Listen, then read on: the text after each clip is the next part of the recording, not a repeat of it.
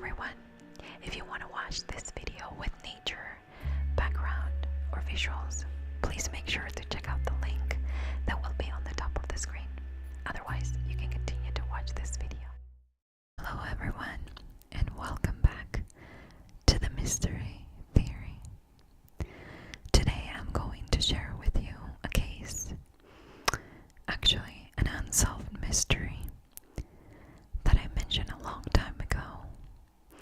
And if you've been with me for a while, you remember that I asked you guys if you were interested in unsolved mysteries from history. And this is going to be the very first one. And we're going to talk about how an entire community vanished into thin air, and nobody ever was able to find any traces from this Anasazi tribe. This is something that history explains with the logical explanation for the time. But there are a lot of things that don't make sense. Now we know that people disappear, and sometimes they are never found. But how can an entire community disappear? Why were they so afraid of something that history tells us it wasn't there? Why did they choose to build these crazy structures to protect themselves from something that history tells us it wasn't there? This, of course, comes from the research on different documentaries, articles, books that talk about the Anasazi and how all of a sudden, one day, it was almost like they were having dinner and they just vanished. There are no traces of them leaving, taking anything with them. And there are really no traces that every single one of them died there. There is also a theory of cannibalism and a lot more that I prepared for you. So, if you want to see one of the really old unsolved mystery from history, I will share just a little bit with you today. And I hope that by the end of the video, you can decide what makes sense to you, because this is one of those cases that I personally can't find a logical explanation, but rather something completely out there, like maybe they were taken by something that they didn't know existed, and today in 2018 we think that it was never there.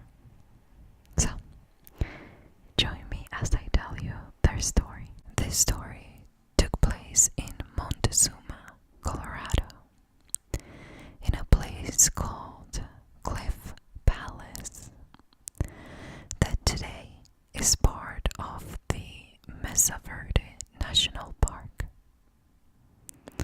If you ever visited this national park's visitor center, you probably know part of the story of the Anasazi, a tribe really, really old that lived there, and that they are believed to be the ancestor of what today is the Pueblo, or the modern Pueblo Indians.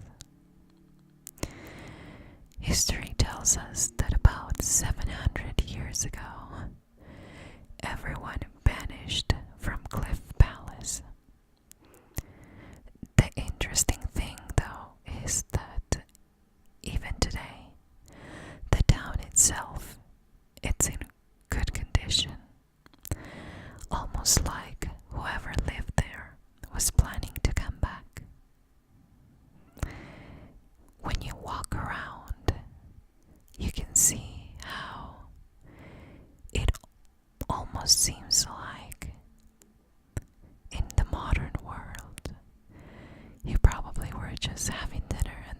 a sudden you disappear. There are no evidence or anything that would indicate that they packed whatever they would travel with back then and left their community.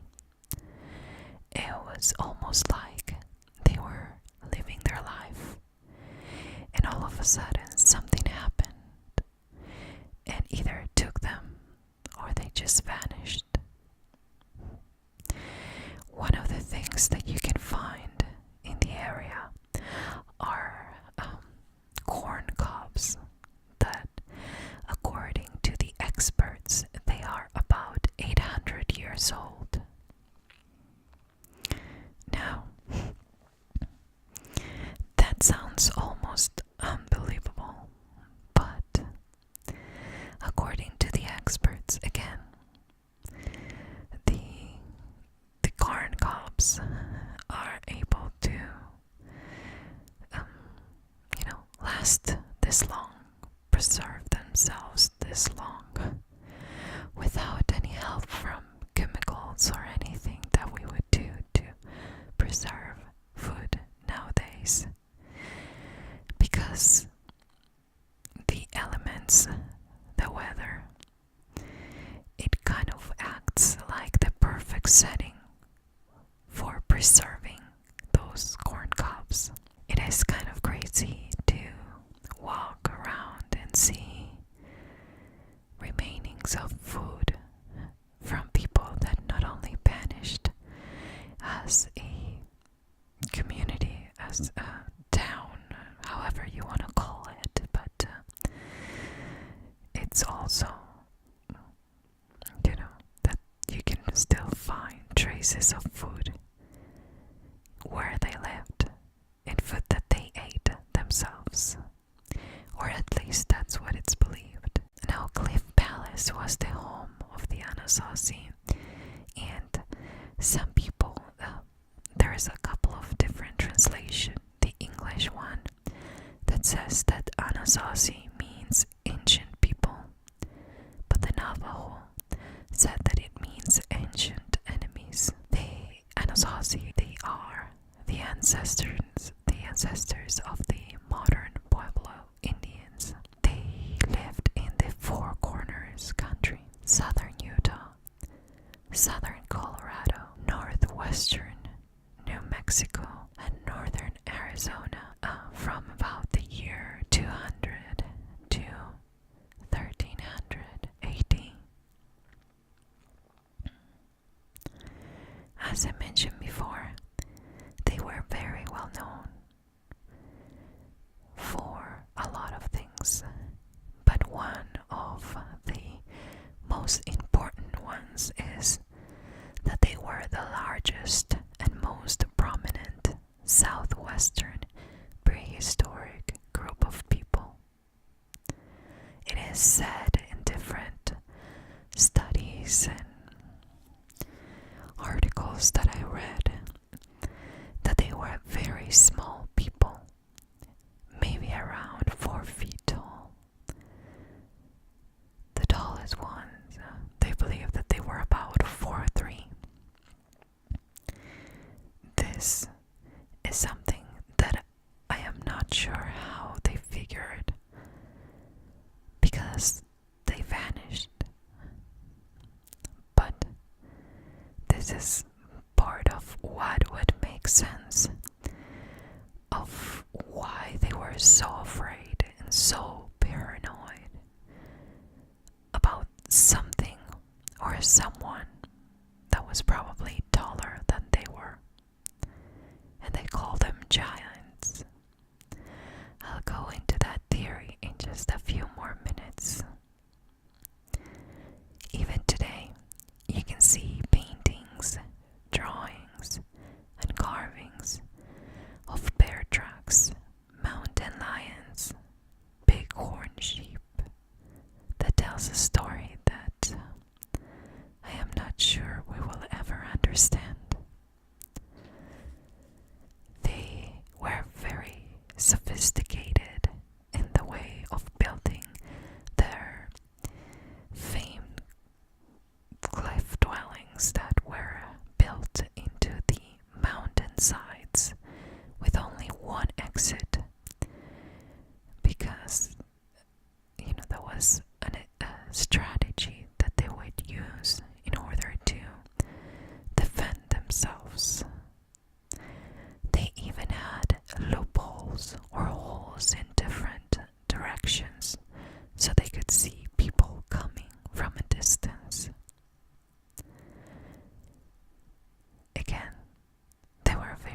sophisticated for the time that they were living. And just so you have an idea, the houses or the areas where they lived and built their communities were on very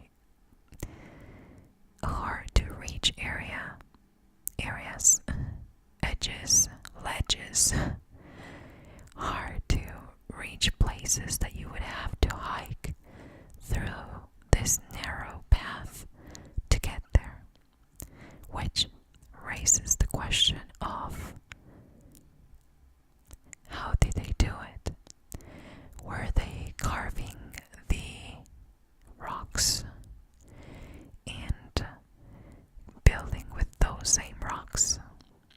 Or were they hauling rocks to build this sophisticated homes that they were building for themselves? Something that is very interesting and it adds to this mystery is that according to historians, there were no other tribes in the area at the time that we know of lived there or around there, or there are no evidence of other tribes being at war with the Anasazi. There is a theory out there that the Navajo were in the area, and since they call them ancient enemies, that maybe has to do with that. But according to history, the Navajo they weren't living in that area or present, and they actually made it to this place 100 years later when they found it completely empty. Now, as I mentioned before, there is also a theory that said that the Anasazi were afraid of some kind of a giant. Some people believe that those giants could have been people that were taller than they were. According to that article that I read, the Anasazi were really small because of the area that they were originally from, and that they were adapted to the area where they were from originally. Again, I am not sure. I didn't find a lot more information about that. But if they were only 4 feet tall, maybe somebody that is 5'9", or even 6 foot tall. I mean, you just have to think that for them it would make sense to call them giants. However, the other theory says that there were a series of monsters, quote unquote monsters, giant monsters that they were running away from. These giants apparently were believed to be paranormal things or beings, just so you have an idea.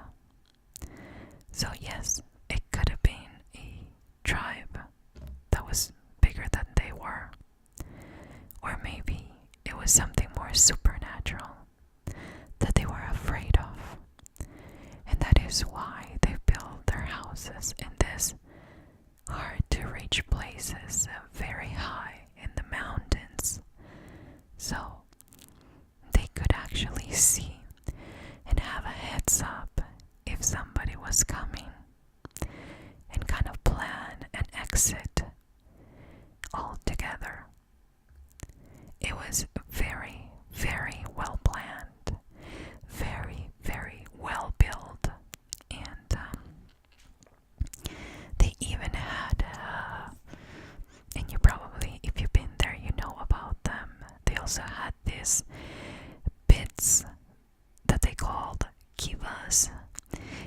these were their religious temples. Now, they were even better constructed. They had tunnels that were connected into different places. And if you look at these tunnels today, you can tell that they're not only very well built, but 700, 800 years later, we can still see this amazing piece of architecture that, again, is very sophisticated for the time. So the Anasazi were really smart people. They also had some crops, corn, as I mentioned before, squash and beans. But this is, I need to share this to kind of give you an idea of the anthropologist theory of what happened to them. They not only had their crops, but they would also hunt deer, rabbits, and prairie dogs. And they gathered wild plants again to have as a meal. And again, 700 years ago, they vanished, leaving no trace of where they went or what happened to them. As always, archaeologists and anthropologists, they have a perfect explanation. They said that, looking back at the time, there was one of the longest droughts in their time and their location, and that they probably had to leave the area, or that they probably died because of the drought. I understand that no matter how sophisticated their buildings were, and how sophisticated their hunting skills were, it doesn't make sense that if there was a drought for a long period of time, that people would have to leave. The problem with that theory is that if they left, their remains have been looked for hundreds of years, and nobody can find them. Does that mean that they're not out there? Not really. But it is kind of interesting to know that everything else was in plain sight, and that their bodies and their entire tribe or community probably died, according to, again, archaeologists and anthropologists, and there are no traces of them anywhere.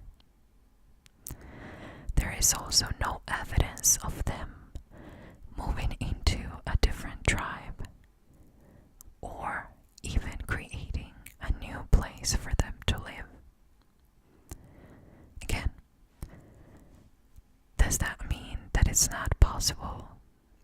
Not really, because maybe we just didn't reach that area yet. Maybe we looked in the wrong places, and maybe the routes that we thought that they might have taken at the time were not really the ones that they took. But the other thing is that they believe that maybe they died there because of the drought. That is a possibility, but how can we find corn cobs all over the area?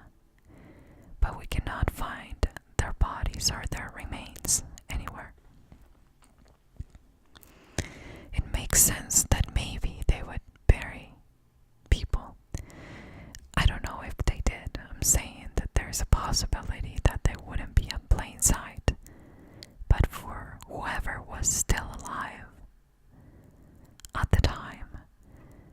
I mean, if they died, they would die wherever they were, right? You know, you're some of the last people to be there and you die. Your body would probably be somewhere, or at least part of bones or something that would indicate that they died there. But there are other theories that claim that the Navajo could have been the ones to blame for this. That maybe they got into their camp and maybe they were experiencing the drought too, and they just went by and, just took them.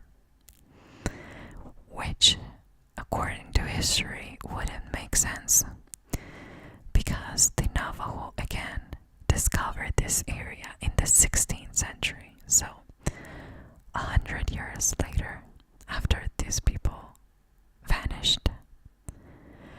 I also don't believe that the Navajo would lie about something like this. And they say that it's not true. But, that won't stop people from making stories up. I don't see the Navajo having the need to explain something that they did 700 years ago. And I find them being very straightforward and not afraid with what they call it, the white people think of them. There is something else that they found, and that would indicate cannibalism. They found human bones in the area where the Anasazi lived. They found human bones that appeared to have been boiled or roasted. And they also found fecal remains that contain human DNA, indicating that a human ate another human. So is that possible? Well, let me tell you a couple of theories. Some people believe that another tribe came, took over their place, and then started to eat the Anasazi. I don't think that there is enough evidence to support this theory, because otherwise it would have been a chaos, and it would have been some kind of signs of, I don't want to say struggle, but some kind of sign would have been there that, now there was going to be more people living there. And if they did in fact eat them, why didn't they stay in that area that it was very well built and it was such a wonderful place back then to live? Wouldn't make sense, but that's a theory that it's out there. The other theory is that they started eating each other, the Anasazi themselves. That theory goes to tell us that maybe they stayed way too long. After the drought started, the animals left the area, so they had nothing to eat. They had no rain, and they had no means to survive. So they turned into cannibals, and some of them, according to this theory, survived and moved away. Again, there is no proof anywhere that says that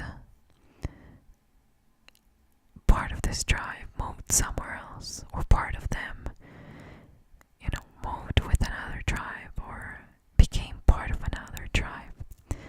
But that is a possibility as well. Now, to me, this is a true unsolved mystery.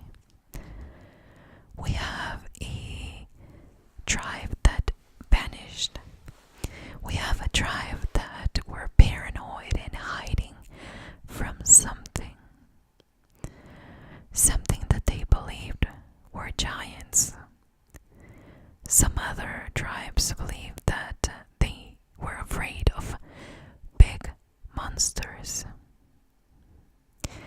Could this have anything to do with maybe something out of this world? I have to say that that theory is a little bit out there. But how can you explain a perfectly normal day where the people is living their life and having corn and around a fire, and then all of a sudden they disappear? There is no taking anything. There is no, how were they just living their life and they vanished? Could they have been afraid of something that they knew it was real? Something that maybe, again, wasn't from this world and just took them? How were these people living 700 years ago so smart to be all these things and do it in a reasonable amount of time? This is one of the biggest mysteries in history. That, of course, history tells us that it had to do with the drought, so they either left or they died there. But where were they? Where did they move to? Why doesn't anybody know anything about it? How come the tribes in the area have no idea where they are or where they went? And why were the ancient ones? Were they really ancient enemies that they never had an encounter with, but they knew that they were their enemies because of their beliefs? I have no idea what to tell you about this. It really doesn't make sense, and all the theories have something to make me believe that that's not what happened. But how do you explain an entire community being banished from the earth? How do you explain finding no trace of them ever again? How do you explain all that? I mean, we have bones of dinosaurs. We have things that, are way older than this that we found. And I'm sure there's a lot more that we haven't. But how do you explain that? How do you explain years and years of research from experts just to come back to the same theory that they probably left, but they don't know where? Please, I will love to know what you think about this case, or this mystery, I should say. What do you believe that happened to them? And how can an entire community vanish this way? If you're part of a tribe or anything like that, just so you know, this is information that it's out in the internet and that it's said by experts, historians, archaeologists, anthropologists, and it's shared with the utmost respect for everyone. And if you want to add something that maybe us don't know about it, and you have knowledge of, or you like to add to this, you're always welcome to comment down below and give your theory or give your thoughts or add more information to this case. Thank you so much for listening today, and I'm eager to read what you think happened to this community that vanished. See you here for a new video soon. Bye. Thank you so much for watching this video. I hope that you found it interesting,